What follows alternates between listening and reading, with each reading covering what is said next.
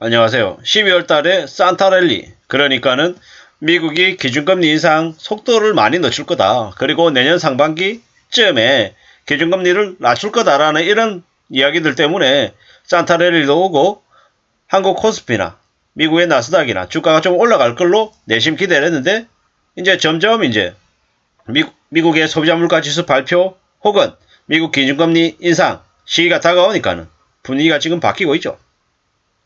12월 달 미국의 기준금리 인상은 0.5% 인상은 거의 기정사실이 됐고요. 내년 이제 1월 말쯤에 기준금리 인상을 또 할 때는 그때 또 0.5%를 올릴 거랍니다. 그렇게 되면 어떻게 됩니까? 미국이 12월 이번 달에 4.5를 찍고요. 내년 1월 달이 되면 5.0을 찍는 겁니다. 한국은요? 한국 지금 어떻습니까? 지금 3.25죠. 이러다가는 한국과 미국의 기준금리 격차가 1.5% 이상 벌어질 수도 있겠다라는 겁니다. 지금은 1.25% 간격인데, 지금은 미국이 4.0이고 한국이 3.25이기 때문에 0.75 간격인데 12월 달에 0.5% 올리면 1.25% 간격으로 벌어집니다. 한국이 내년에 기준금리 인상이 1월 달에 있나 없나 조금 헷갈리긴 하는데요. 있든 없든 간에 결국에는 미국과의 기준금리 격차가 1% 이상은 확실히 벌어진다라는 겁니다. 내년 1월 말에 미국이 0.5% 올리면 미국은 기준금리가 그냥 5%가 됩니다. 5%가. 5%가 되면요. 한국은요. 1월이든 2월 달에 0.2% 올릴 거잖아요. 그러면 미국은 5.0이 되고 한국은 3.5가 되는 거예요. 그리고 또 이제 그 다음 되면 미국은요. 그 다음 되면 미국 또 0.5% 올립니다. 그럼 또 0.5% 되는 거, 5.5% 되는 거죠. 5.5%. 미국이 2023년 1분기에 5.5%까지 그냥 가요. 한국은요. 한국 큰일 났죠, 이제. 지금 3.25인데, 부지런히 올라가 본들, 미국이 5.5가 되면 한국이, 못해도 4%는 돼야 되는데, 4%까지 올라가려면, 지금 이제 0.75%가 남아있잖아요. 어떻게 될까요? 2023년 1, 2, 3월 안에 한국은 못해도 3.75까지는 갈 거고요. 미국은요. 5.5%까지도 간다라는 거죠.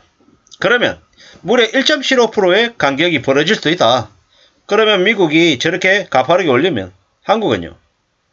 내년 1, 2월에 0.5% 올릴 수밖에 없습니다. 0.5% 한번 올리고 0.25% 한번 올리고 그렇게 가겠죠.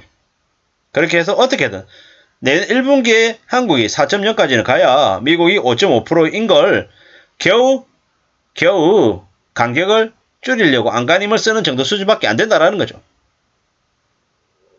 내년 1분기에 5.5% 되면 미국은요. 2023년 내년 중에 6%대 진입하는 건 일도 아니고요. 심한 경우에 7%까지도 갈 수 있겠다라는 겁니다. 미국이 7%까지 가면 어떤 일이 벌어질까요? 내년에 그냥 초토화된다라고 봐야 됩니다. IFRS, 솔벤시, 이런 것들도 적용이 되고요. 채권 지급 상황 심상치 않고, PF 대출도 날리고, 분양은 그냥 2023년에 대한민국 정부에서 분양되는 아파트들 상당수가 미분양이다라고 보면 그냥 맞습니다. 미분양이라고 보면 맞습니다. 세종시의 아파트 가격이 8억이었는데 5억으로 떨어졌다. 그 가격에서도 반토막이 난다라는 말씀을 감히 드립니다. 동탄도 마찬가지고요. 영종도도 마찬가지고. 화성도 그렇고 여기저기 아파트 가격들이 전부 다 지금 현재 가격에서 이미 떨어져 있는 가격에서 또 절반까지 내려갈 수 있겠다라고 감히 말씀드립니다. 왜일까요? 왜? 지금 현재 사람들이 지고 있는 부채 자체가 상상을 초월할 정도로 어마무시하고 그것들이 금세 개선될 리가 없다라는 겁니다. 난리가 난다라고 보면 맞습니다. 어떻게 살아야 되지? 어떤 마음으로 대응을 해야 될까? 지금 이런 상황을 어떻게 내다봐야 될까? 이런 고민들이 당연히 들 텐데요. 아주 특별하고 아주 대단한 해결책, 비법 같은 거 없습니다. 이미 우리는 어떻게 살면 되는지를 다 알고 있다라는 겁니다. 지금은 괜찮다, 별일 없다 이런 게 아니라 높은 인플레이션도 감당해야 되고 저성장, 그러니까 급여가 오르지 않는 그런 상황도 인정해야 된다는 거죠. 물가는 더 올라가고 내 소득 수준은 그대로이고 해고의 위험도 있고 뭐 어떻게 살아야 되지? 뭐 이런저런 고민들이 많이 된다라는 거죠. 그런 고민들이 많이 되면 많이 될수록 어떻게 살아야 될까요? 혼란이나 충격이나 부담이 심해지는데 불확실한데 어떻게 해야 되냐? 이미 사람들은 다 알고 있습니다. 내년 상황이 많이 안 좋음을 이제 본능적으로 직감하는 거죠. 그러다 보니까 소비를 줄이겠다라고 각오하고 다짐하고 있습니다. 리스크를 잘 감내하려면 어떻게 해야 되겠습니까? 지금 현재 가지고 있는 돈 최대한 분산 투자해야죠. 분산 투자. 나눠 가져야 된다는. 한 바구니에 담았다가 그 바구니가 깨지면 다 날아가니까 최대한 여러 곳으로 나눠 가지고 이렇게 분산해서 가지고 있고 비상자금, 비상금이라고 하죠. 비상현금은 꼭 가지고 있어야 될 것 같습니다.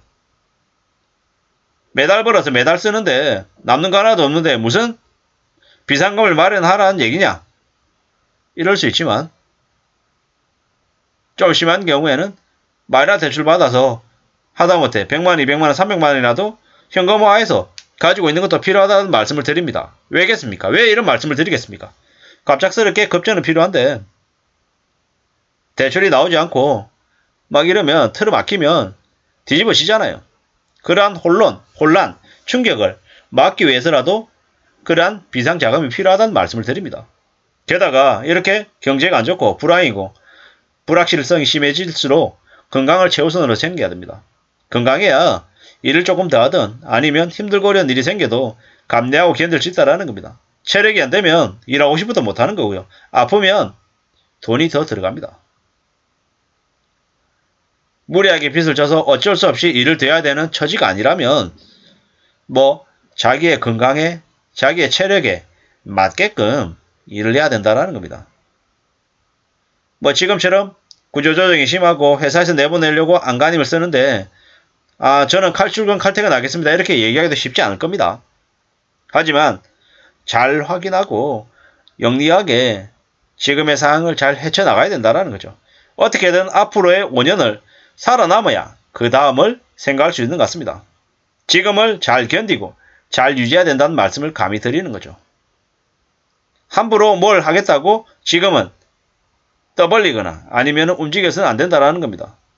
욕심 부리면 안 되고 함부로 뭔가를 새로운 걸 해보겠다라고 생각하고 행동하는 게 지금은 아니다라는 말씀을 드립니다. 지금은 최대한 보수적으로 최대한 자신을 낮추고 기다리고 견디고 두고 보면서 세상이 어떻게 쓸려나갈지를 지켜보는 게 제일 좋을 것 같습니다.